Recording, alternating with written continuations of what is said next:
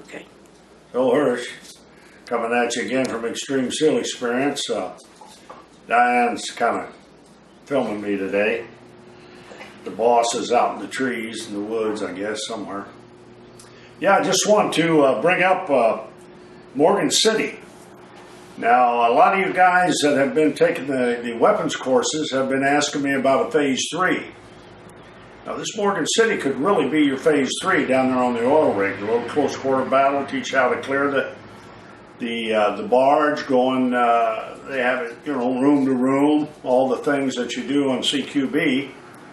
So it'd be a good Phase 3 for you if you wanted to do that. Now, there's no live fire. We'll have you pretty well protected. We use airsoft weapons on board the barge. We can't shoot it up. But it's a big oil rig. Teach how to take down an oil rig, a little force-on-force type stuff, a little Jumar, rappelling, caving ladders. I think that would, I'd like to think that would be Phase 3. That could be our simulator as far as taking what you've learned in Phase 1, Phase 2, and moving it on into the close quarter battle phase, since we haven't done that. Master Chief, I've had several of the young guys wanting to know exactly what is Jumar. A Jumar, that's, those are, you have them in your hands, they got a loop rope there, you put your feet in them, and you climb up the rope or the mountain or whatever you want, like so. Move one up, then you put the weight on your left leg, pull your right leg up, put the weight on the right leg, go up. It's, requires a little strength, but not as much as ham over ham like Tarzan does it. I was watching the guys the last time we were down in New Orleans doing it, and it seemed like it was hard, but as soon as they got their rhythm, they were just flying at that thing. Oh yeah, you just got to finger it out, that's all. That's all you got to do. But it's a great time. We had a great time last time, a lot of little water activity, caving ladders, all that stuff. But the main thing is we teach you how to take down an oil rig, and that's all CQB stuff, clearing the bearding areas, things like that, like you would do in a home or in a warehouse or anything where you're moving inside of a structure. Well, I think when you're taking the shooting courses and you're learning exactly how to protect yourself, this is absolutely the next phase. Well, it is, and you already know how to handle the weapons safely and everything. Unfortunately, we can't shoot up the barge with live ammo. But I'll tell you, that airsoft stuff, if you make a mistake and ding yourself with it, it stings like hell. But it's a 45 type pistol, works real good. The 24 men we had last time sure seemed to enjoy it. And you teach it the same way you do anything else. We have targets, and then you go force on force, good guys, bad guys. A lot of fun. Everybody seemed to enjoy it. And then we have our regular shooting courses coming up in September. Right. Phase 1, Phase 2, September, October.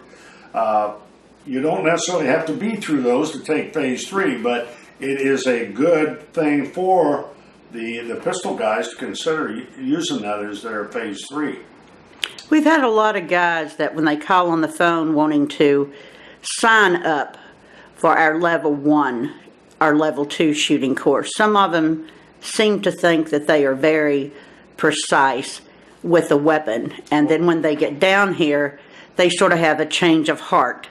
Yes, they have, and we've done that twice. I'd like to think we're not going to do that anymore, because when it comes to males and gunslinging, everybody after about 20 minutes of training is an expert. So you got to do Phase 1 to go to Phase 2. When I was running my training facility up in Illinois, the site, every single guy, I've been through this, I've done that, I've done this, I've done this. You haven't done the modern pistol technique, or the modern technique of the weapon is really what I like to call it. Then you're going to be way behind the power curve. And every man that we have, okay, we'll accept your credentials, has been way behind the power curve. I had to set them aside and put an instructor on them all by themselves to get them up to speed. And they were very apologetic when they left, but I've never had anybody pass my initial test to get into the advanced course at my site. Not one, ever, in 30 years. So, it's just the male ego. The ladies don't seem to have that problem. You always say that the women are the best students you've ever taught. Well, they got no bad habits. There's no ego involved.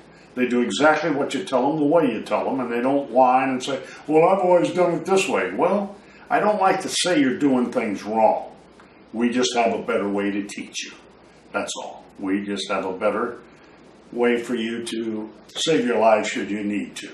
It's not that you're doing things wrong, unless it's unsafe, then it's wrong. But, I think we have a better way. I'm an old Colonel Cooper, Gun Sight Training Center. That's all I teach is the Colonel's modern technique. Master Chief, a lot of people don't really understand about the phony seal, the stolen valor that we talk about so much on here.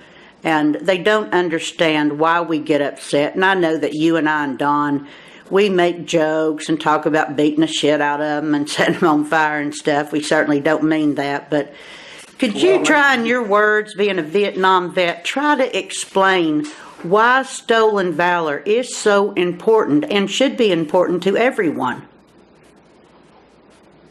A phony is a phony. And you guys don't agree, but if I could turn their birthdays off legally, I would.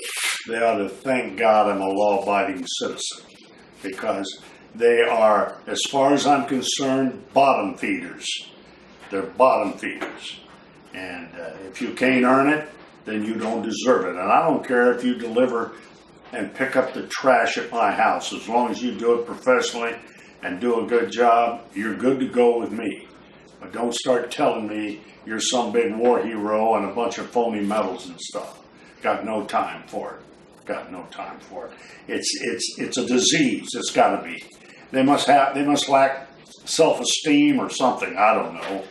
But in my opinion, if you die without respect, you've wasted your life. And those people have no respect, not for themselves or for anything else in this world. There's terrible people to me. Terrible people.